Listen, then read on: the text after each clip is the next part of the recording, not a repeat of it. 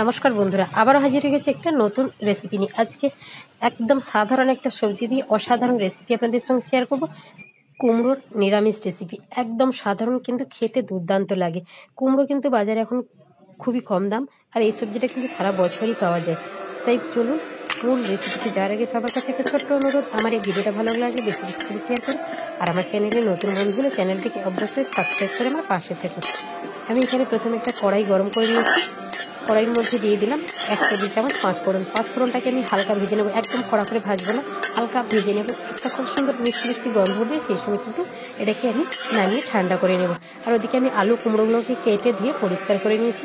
আমি এখানে 2 টেবিল চামচ সর্ষের তেল দিয়ে দিলাম। তেলটাকে খুব ভালো করে গরম করে নিতে হবে। তারপরে দিয়ে দিলাম 2টি তেজপাতা। তেজপাতাকে ভেঙে দিয়ে দিয়েছি একটা শুকনো লঙ্কা, সেটাকেও ভেঙে দিয়ে দিলাম। এবার দিয়ে দিচ্ছি আমি 1 চামচ পাঁচফোড়ন।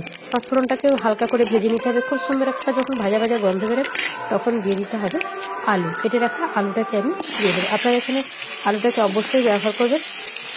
এবার আমি আলুটাকে দিয়ে 2 মিনিট মতো সব মশলার সঙ্গে নাড়াচাড়া করে নেব। এই রান্নাটা যে কোনো নিরামিষ দিনে বানাবেন, খেতে কিন্তু দারুণ লাগে। দিয়ে দিলাম পরিমাণ মতো লবণ। আমি আর দ্বিতীয়বার লবণটা ব্যবহার করবো না, আমি একবারই লবণটা দিয়ে দিলাম। দিয়ে দিচ্ছি একটু হলুদ। লবণ আর হলুদ দিয়ে আলুটাকে একটু ভাজা ভাজা করে নেবো। এটাকে আমি ঢেকে 2 থেকে 3 মিনিট একটু ভেজে নেবো। আলুর কাঁচা গন্ধটাও চলে যাবে। এইখানে ভাজতে ভাজতে আলুটা কিছুটা সেদ্ধও হয়ে যাবে। এটাকে আমি ঢেকে 3 থেকে 4 মিনিট এভাবে ভেজে নেব।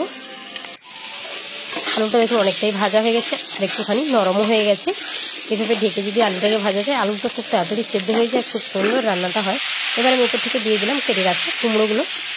কুমড়োটাকে আমি একটু বড় বড় করে কেটেছি। আলু কুমড়োটাকে এইভাবে একটু নাড়াচাড়া করে নেব। এই রেসিপিটা ভাত, পরোটা, রুটি যার সঙ্গেই খাবেন তার সঙ্গে কিন্তু খেতে খুবই ভালো লাগে। আবারও আমি এটাকে ঢেকে দিচ্ছি। ঢাকনাটা খুলে দিয়ে দিলাম কাঁচা লঙ্কা। আমি এখানে 3টে কাঁচা লঙ্কা দিয়েছি, ঝালটা আপনারা বুঝে দেবেন। উপর থেকে দিয়ে দিলাম একটা মিডিয়াম সাইজের টমেটো। টমেটোটাকে আমি একটু কেটে নিয়েছি, দিয়ে দিলাম। দিয়ে ভালো করে নাড়াচাড়া করে নিয়েছি। এবার ওপর থেকে দিয়ে দিলাম আমি ছোলা। কুমড়োর তরকারিতে ছোলা দিলে কিন্তু খেতে খুবই ভালো লাগে। ছোলাটাকে আমি আগের দিন রাতে ভিজিয়ে রেখেছিলাম, সেটাকে দিয়ে দিলাম ধুয়ে পরিষ্কার করে। এটা কিন্তু অপশনাল, আপনারা যদি মনে করেন দেবেন, না হলে না দিলেও চলবে। দিয়ে আবার সব কিছুর সঙ্গে ভালো করে মিশিয়ে আমি একটা ঢাকনা দিয়ে ঢেকে দেবো। ঢাকনাটা খুলে আবার আমি দিয়ে দিলাম এখানে কিছু শুকনো গুঁড়ো মশলা। দিচ্ছি আমি চাট মশলা। আপনারা চাইলে চাট মশলার পরিবর্তে আমচুর পাউডার কিংবা নামানোর আগে একটু লেবু ব্যবহার করতে পারেন। দিয়ে দিলাম হলুদ গুঁড়ো, আর দেবো আমি সামান্য লঙ্কার গুঁড়ো। ঝালটা যেহেতু আমি দিয়েছি, আপনারা চাইলে এখানে কাশ্মীরি লঙ্কার গুঁড়োটাও ব্যবহার করতে পারেন। সব কিছুকে ভালো করে আমি মিশিয়ে নিয়েছি। এবার উপর থেকে দিয়ে দিলাম 1 চামচ ভাজা জিরের গুঁড়ো। জিরের গুঁড়োটাকে দিয়ে আবারও আমি সব কিছুর সঙ্গে খুব ভালো করে মিশিয়ে নিয়েছি। এর মধ্যে কিন্তু খুব সুন্দর একটা গন্ধ ছাড়ছে। এটাকে আমি 2 মিনিট মতো এইভাবে হালকা আঁচে ভেজে নেব। এবার আমি দিয়ে দিচ্ছি অল্প জল। খুব বেশি জল ব্যবহার করব না, অল্প জল আমি দেবো। জল দিয়ে এটাকে আমি ঢেকে দেবো। যেহেতু লবণটা আমি প্রথমে দিয়ে দিয়েছিলাম, সেই জন্য আমি লবণের পরিমাণটা এখানে আর দ্বিতীয়বার দিলাম না। ওপর থেকে একটু হালকা চিনি দিয়ে দিলাম, যে টক মিষ্টি সব কিছুকে একদম ব্যালেন্স করবে। দিয়ে ঢেকে দিলাম। দেখুন কত সুন্দরভাবে রান্নাটা হয়ে গেল, আর খুব কম সময় কম উপকরণে এত সুন্দর একটা সুন্দর নিরামিষ রেসিপি। এবং আলু ছোলা সব কিছু কিন্তু খুব সুন্দরভাবে সেদ্ধও হয়ে গেছে।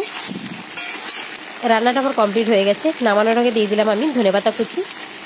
আপনাদের হাতের কাছে যদি থাকে তাহলে দেবেন, না দিলেও চলবে। ধনেপাতাটাকে দিয়ে আমি 1 মিনিট মতো এভাবে নাড়াচাড়া করে নিলাম। তারপর ওপর থেকে দিয়ে দিয়েছি আমি ঘি, সেটা দেখানো হয়নি। দিয়ে দিলাম 5 ফোড়ন ভাজা। প্রথমে যে 5 ফোড়নটাকে ভেজে রেখেছিলাম সেটাকে আমি গুঁড়ো করে নিয়েছি শিলনোড়ায়। সেটাকে দিয়ে আবারও আমি মিনিট খানিক মতো নাড়াচাড়া করে নিয়েছি। তারপরে নামিয়ে দেখাচ্ছি আপনাদের কেমন হয়েছে। আপনারা চাইলে এখানে গরম মশলা গুঁড়োও ব্যবহার করতে পারেন, আমি সেটা আর ব্যবহার করলাম না। খুব সুন্দর একটা 5 ফোড়নের গন্ধ বেরোচ্ছে। আর এটাকে কিন্তু একদম খুন্তি দিয়ে বেশি নাড়াচাড়া করা যাবে না, বা একদম ঘেটে ফেলা যাবে না। এরকমই গোটা গোটা থাকলে দেখতে খুবই ভালো লাগে। দেখা হবে আবারও কোনো নতুন রেসিপি নিয়ে। ততক্ষণ সবাই ভালো থাকুন, সুস্থ থাকুন, আর আমার চ্যানেলটিকে সাবস্ক্রাইব করে আমার পাশে থাকার জন্য সবাইকে অনুরোধ রইল।